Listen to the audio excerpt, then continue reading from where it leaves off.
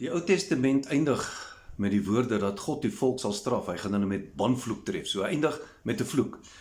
Die Nuwe Testament, 400 jaar daarna, kom Jesus met die bergpredikasie en die eerste woord wat hy preek, die eerste woord wat hy sê is: geseënd is julle wat arm van gees is.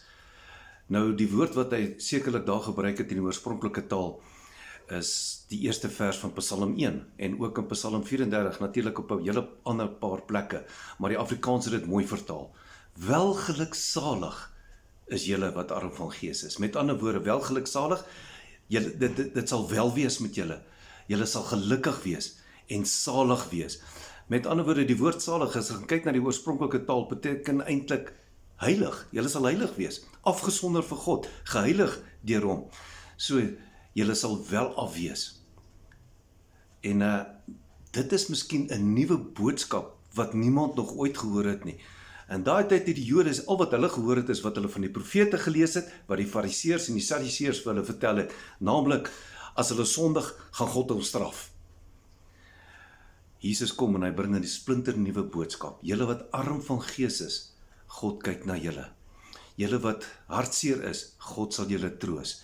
Julle wat tekort het, God sal voorsien. Jesus kom en hy bring werklik die blye boodskap. Dis hoekom evangelie beteken die goeie nuus. En dit is heeltemal uit God se hart uit, hierdie goeie nuus.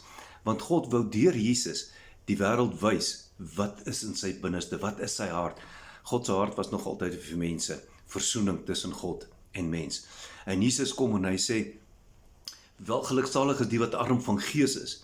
Nie die ouens van aansien nie, nie die ouens wat in die regte kringe beweeg nie die ryk mense nie, nie die fariseërs, die skrifgeleerders, diegene wat nie sonde het nie. Hy sê julle wat afhanklik is van God. Salig is julle, welgeluksalig is julle. Die Here wil hê dat ons na hom toe kom, net soos wat ons is, met watter probleme ook al ons het. En ek is oortuig daarvan, wanneer ons tyd met die Here spandeer, jy kan nie na gebed met die Here dieselfde mens wees nie, anders het jy net gemou. So nadat jy tyd met die Here spandeer, jou hart leeg gemaak het, kom en hy gee vir ons beloftes. Lees 'n bietjie Psalm 34, die psalms is vol beloftes, maar Psalm 34 sê welgeluksalig is die mens wat by God kom skuil. En dan sê hy ook in dieselfde psalm, hy sê, smaak en sien dat die Here goed is.